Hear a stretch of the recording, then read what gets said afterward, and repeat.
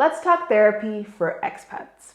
Hi, my name is Jasmine. My husband Gozier and I are expats who have lived in India, Morocco, and now Ecuador. I love traveling, and when I can, I love trying new foods too. And today we're discussing therapy for expats and my experiences, tips, and resources. So why did I decide to start therapy? Well, I've got a long list of reasons why, and I hope that what I'm going to share today is going to be helpful and beneficial to those of you out there that are also looking for some care, some additional help to just aid in your lifestyle as an expat, as someone who lives abroad and who may be struggling with similar things that I am still struggling with, but that I was struggling with before I decided to actually embark on this journey. I am now an expat who has lived in 3 different countries, and my journey has spanned over about 5 or so years, if not more. Oh my gosh, time is going by so fast. And there's a misconception that when people move abroad, their life completely changes and it completely changes for the better. And that's not always the case. I think the notion we have to get away from is that people who move abroad are always on vacation or living this lavish lifestyle, and that's not true.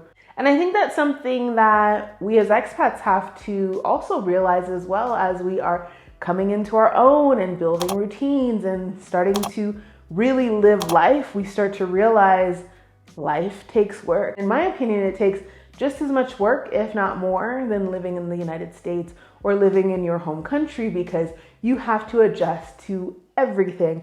And there are so many things that are new to you. Even if you speak a language, you might not like the food, or even if you like the food, you might not speak the local language. There are so many different variables that are unique to specific expats that can cause you to struggle. And I was definitely victim to the struggle when I moved to Morocco. I was extremely homesick, and I didn't realize that the life that I decided upon was actually what I was going to be living. It was really, really hard when I first moved abroad. And then moving to India was also difficult, especially early on. Of course, I loved all of my experiences, but I had some internal things that I was battling with that did not help with me adjusting to the actual country, adjusting within my relationships, in relationship with my husband, and so much more. So lots of things came about during my times abroad. And honestly, I think the transitions don't help. I've moved from Morocco, got settled, figured life out, was comfortable, then moved back home for a little bit, then moved to India for a couple years, had to figure out how to adjust to a new home, to a new lifestyle, to new food, to new people, to new cultures, to new languages. And then I found my routine and I ended up loving it, and then moved back home for a year, and now I'm here in Ecuador. And honestly, for me, all of these different transitions do make me feel like I start over again every single time. And it's not a bad thing. It's a great adventure, but that doesn't mean that those adventures don't come with hardships, challenges, struggles, all the things. I also realized that I fell victim to depression during all of these years, just in different waves and different types, and depression manifests interestingly. And for me, it just, it wasn't good. Depression affected me leaving the house or me not leaving the house, my interactions with my husband and me interacting with family back home. If I did that, how often I did that, it was just really interesting. And I think also being pregnant, I dealt with a lot of depression early on in my pregnancy. I don't know how to explain it, but I was not happy a lot of the times early on in the pregnancy, but also just in different pockets of living life abroad.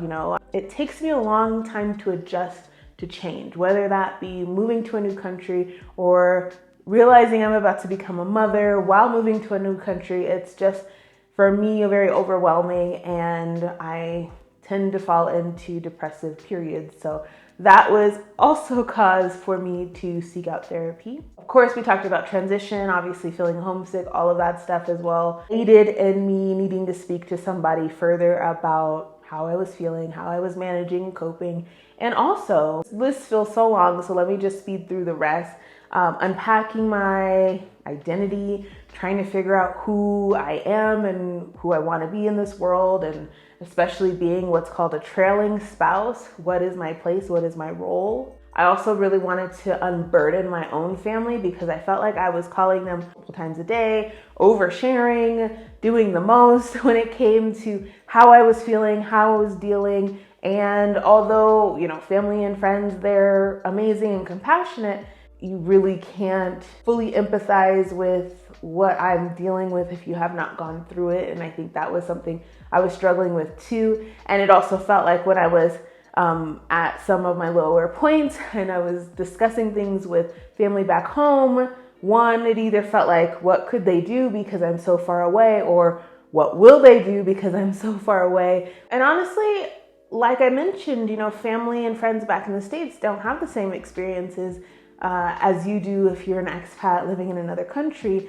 Some things might not be as clear to them. So I really wanted to talk to somebody who could better understand the joys, not just the hardships, but the joys of living abroad, as well as the hardships and the struggles, and to kind of give me a balanced perspective and more of an understanding because, they may have lived abroad themselves. So the person that I sought out to speak to, I wanted them to have that experience so that they could relate a little bit better with some of the things that I was going through and that I'm still going through. Something that I've learned about therapy is it is an ongoing process, especially as you unpack and uncover so much within your own lives, because you're not just uncovering life presently as you are living abroad, you're also going back into the past and just digging so much up. So man, therapy has been a roller coaster so far. So let's talk about the program that I'm a part of and how it could help you if you're an expat looking to move abroad or already abroad and you fit kind of the qualifications that I'm going to be speaking about in this section of the video. So I am currently receiving psychological care through the Truman Group, which specializes in care for expats. And it was really important for me to, again, get care specifically for me as an expat. So I did a bunch of research before signing up with the Truman Group because I looked for therapy for almost a year to see what would be the greatest fit for me. And I've looked into some of the more popular, widely advertised psychological care programs here on the internet and all of that stuff, and none of them seemed to be a good fit for what I was needing. It was actually a recommendation through a psychologist that I spoke to about all the things I was going through that I mentioned previously. And this is basically the treatment. So it was either therapy as treatment or antidepressants. And I didn't want to be on any antidepressants. Not that there's anything wrong with that. But for me and what I was seeking, I wanted to try therapy first. And the Truman Group specializes in psychotherapy and mental health consultations for expats living just about anywhere in the world. If you have a good internet connection, then this is probably the right move for you. I would highly recommend that you at least check them out. The way that I did it is I went on their website, and it was honestly a little confusing at first, but once I got the hang of what I was doing and honestly the confidence and the push to continue, I went through the steps to set up a consultation, an initial consultation with someone to speak about what I was going through, why I needed therapy, the recommendation / treatment suggestion that I was given by my doctor, and all of that stuff, and also being pregnant too.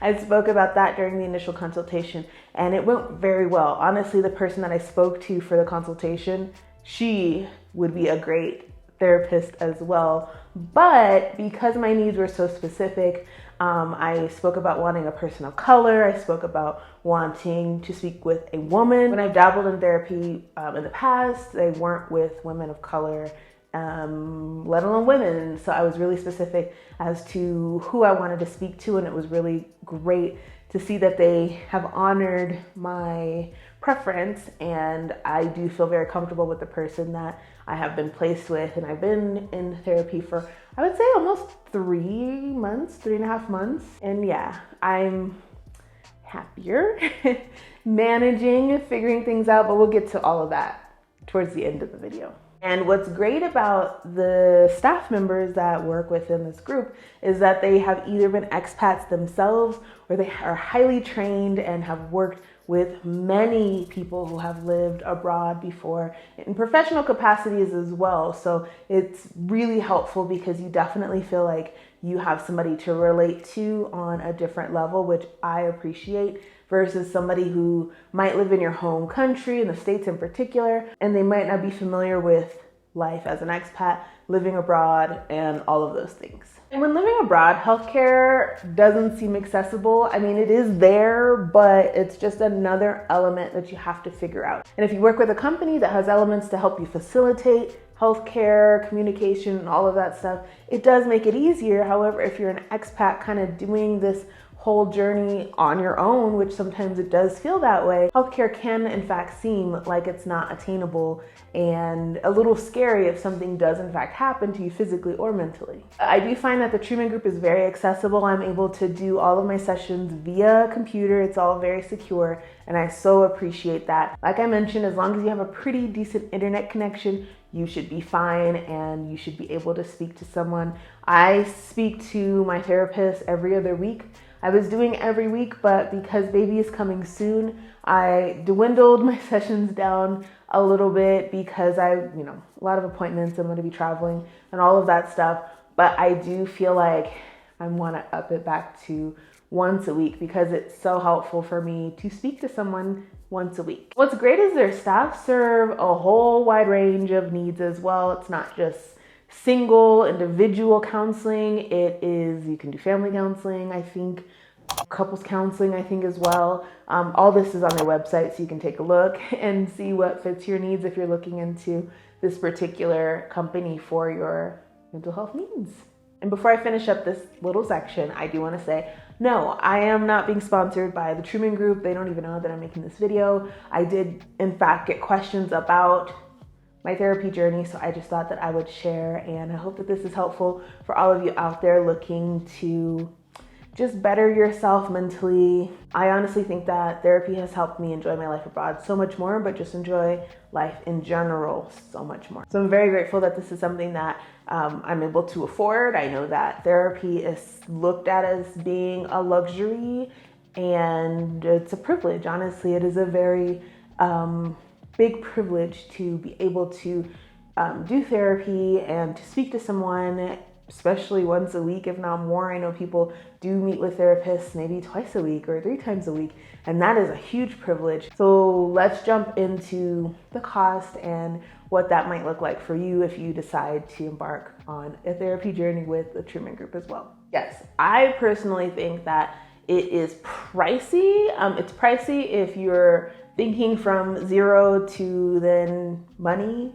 But if you have a steady income and you have insurance and all of that stuff that really helps you solidify, life, you should be able to afford therapy, not just with the Truman Group, but with other institutions and companies as well. What's great about the Truman Group is that they do in fact work with insurance. You're gonna have to check with your insurance to see what is in fact covered, if this particular company is in fact covered with your insurance. So with us, we have Aetna, and I'm actually gonna put a free PDF down below that you can download if you're interested in looking at other insurance companies that work with expats, because it is important to have insurance if you are moving abroad, and Aetna's fine, it works. We are able to get reimbursed. Another aspect that I like about the Truman Group is payments are very transparent. During your initial consultation, they go over payment with you, and then you have all these contracts to sign. You input your credit card information. You pay for a session. And so if this is a session,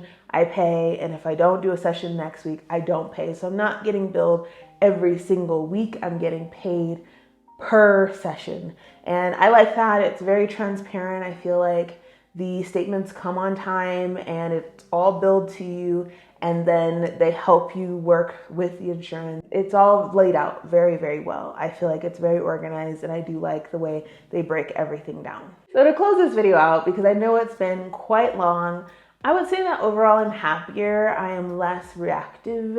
My personality is definitely a reactive one, and I feel a little bit more at peace when I'm able to talk to my therapist. Again, every other week is a little hard because it's like stretching out my conversations. And, yeah, I do feel like therapy has also helped me slow down. I find that my mind races quite a bit. It's not productive when my mind is constantly racing and I'm dealing with anxiety and anxious thoughts. So yeah, I feel a lot more at ease when it comes to that. And I feel more self-aware. I feel like I'm able to assess when I'm being a problem, when I'm being a terror, but also when other people's conversations or reactions or just mannerisms and habits really throw me off. I feel like I definitely am an empath. I remember somebody told me that through a comment on a YouTube video where they said, "You are totally an empath," and I can feel that through the camera. And I looked it up, I did some research, and I was like, oh my gosh, that is totally me. And so I definitely absorb everybody else's energy. I absorb everyone else's feelings and unspoken conversations and all of that stuff. And it really took a toll on me, regardless if I was living in another country or back in the States. And so I am trying to work on that because,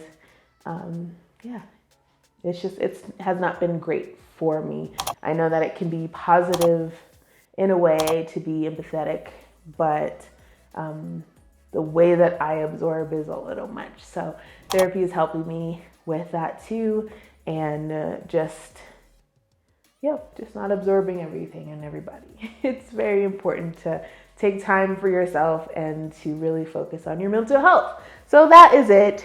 I can go on for hours all about this stuff, but I'm going to leave it here. Thank you so much for watching, and I'll see you in the next one. Bye. Mwah.